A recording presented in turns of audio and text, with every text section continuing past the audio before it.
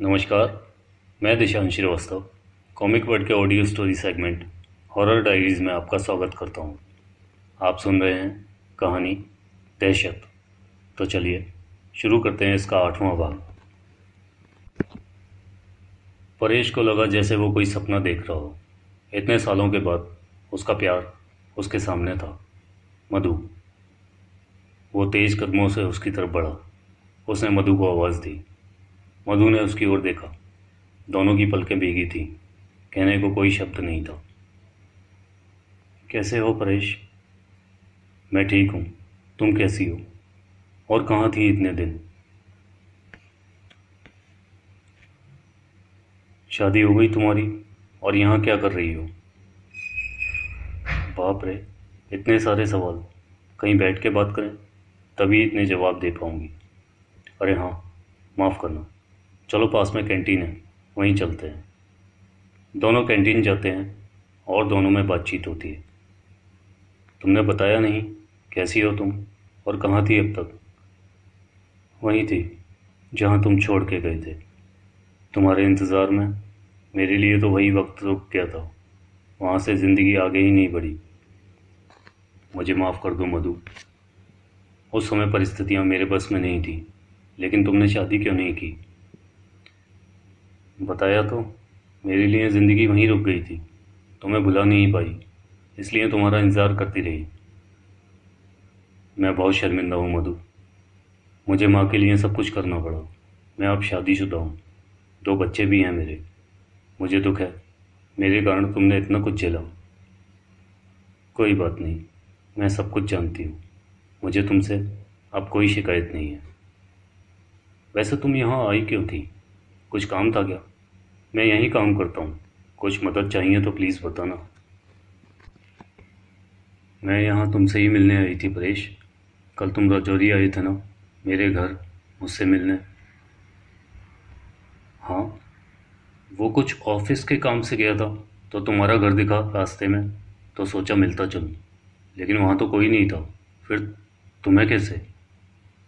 हाँ, अब मैं वहाँ नहीं रहती। कुछ सामान लेने गई थी, तब तुम्हें वहाँ से निकलते हुए देखा था। अच्छा, अच्छा किया जो तुमने मिलने आ गई। कहाँ रुकी हो यहाँ वैसे? एक सहेली के घर रुकी हुई हूँ। तुमसे मिलना था, सो मिल लिया। अब वापस चली जाऊँगी। इतनी जल्दी? कुछ दिन रुक जाओ। ठीक से बात भी नहीं हुई अभी तो। परेश अपने अतीत में उलझता चला जाता है। मधु को देखकर वो भूल जाता है कि घर पर उसका एक परिवार भी है। वो बस चाहता है कि मधु उसके सामने बैठी रहे। एक बार फिर उसे खोना नहीं चाहता। उसका दिल दिमाग उसके बस में नहीं रहता। इस मुलाकात के बाद से वो रोज़ मिलने लगते हैं। परेश मालिनी को धोखा नहीं देना चाहता था, लेकिन वो मधु की ओर खिंचा चला जा रहा था। वो मालिनी से कटा कटा रहने लगा। ऑफिस में देर तक काम करने के बहाने मधु से मिलने लगा। एक दिन दोनों एक होटल के कमरे में साथ थे। मधु उस दिन उदास थी। परेश उसे उदास न देख सका। उसने उसकी उदासी का कारण पूछा, तो मधु ने कहा वो इस तरह छुप छुप के उससे नहीं मिलना चाहती। वो चाहती है परेश करे। अपने बच्चे और पत्नी को छोड़कर उसके साथ रहे। परेश को इस बात की उम्मीद नहीं थी। वो तो दोनों नावों पर सवार होकर ही खुश था। एक और खुशहाल परिवार था, दूसरी ओर प्यार। मधु की इस जिद ने उसके होश उड़ा दिए। उसने मधु से कहा कि मालिनी को अगर वो उसके लिए तलाक देगा तो उसकी बहुत बदनामी होगी। बच्चे भी उससे नफरत करेंगे। मधु ने परेश से दोनों में से किसी एक को चुनने को कहा। परेश काफ़ी तनाव में आ गया। उस वक्त तो वहाँ से निकल गया और वापस घर आ गया। पूरे रास्ते वो बस इसी बारे में सोचता रहा। पूरी रात वो करवटें बदलता रहा। उसे नींद नहीं आई। अगले दिन ऑफिस के बाद मधु उससे मिलने आई। मधु उसे अपने साथ कार में बिठा के दूर ड्राइव पर ले गई। परेश, मैंने बहुत सोचा। मुझे लगता है तुम बेकार में इतनी परेशानी ले रहे हो। तुम और मैं कितने वक्त से एक दूसरे से प्यार करते हैं। मालिनी हमारे प्यार के बीच में आई है। वो हम दोनों के बीच आ रही है। अगर तुम मुझसे प्यार करते हो तो मालिनी से नहीं, तो उसे छोड़ने में क्या दिक्कत है? मधु, बात सिर्फ मालनी की नहीं है, मेरे बच्चे भी हैं, मैं उनको क्या जवाब दूंगा? समाज में क्या इज्जत रह जाएगी मेरी? तो ऐसे चुपचाप अकेले में मिलने से समाज में तुम्हारी इज्जत बनी रहेगी क्या? ठीक है, अगर तुम मालनी को छोड़ नहीं सकते तो उसे रास्ते से हटा दो, मार दो उसे। तुम पागल हो गई हो क्या मधु? मैं कोई खूनी नहीं हूँ। उसे मारकर जेल चला गया तो खुश रह लोगी तुम? तो फिर ठीक है, मैं तुमसे बहुत प्यार करती हूँ और दोबारा तुम्हें नहीं खोने वाली। तुम अगर मेरे साथ नहीं होना चाहते तो तुम उसके साथ भी नहीं रहोगे। मधु तेज़ी से गाड़ी दौड़ाने लगती है। गाड़ी की स्पीड इतनी तेज़ होती है कि बाहर का कुछ भी ठीक से दिखाई नहीं दे रहा। परेश की धड़कनें बढ़ने लगीं। वो मधु को रोकता है, पर मधु नहीं रुकती। काले घुप अंधेरे में तेज़ रफ्तार में कार भागती चली जा रही है। घबराहट के मारे परेश पसीना पसीना हो जाता है।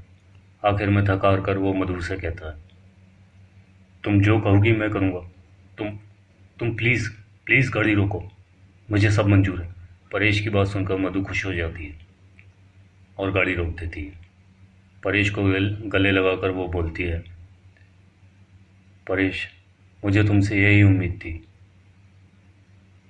लेकिन इस बार उसके दिल में एक डर भी था। अगले दिन मधु परेश को मालनी की साड़ी का टुकड़ा लाने को कहती है। परेश को कुछ समझ नहीं आता। वो कारण पूछता है तो मधु कहती है उस कपड़े के जरिए वो मालनी पर तंत्र मंत्र करवाएगी और उसे सबके सामने वो पागल साबित करेंगे। फिर परेश मालनी को तलाक दे पाएगा। परेश मधु से कहता है कि वो ये करने को तैयार है, लेकिन तलाक के बाद उसे मालनी को ठीक करना पड़ेगा।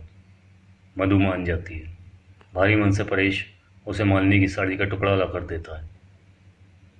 मधु मालनी पर तंत्र मंत्र करवाती है।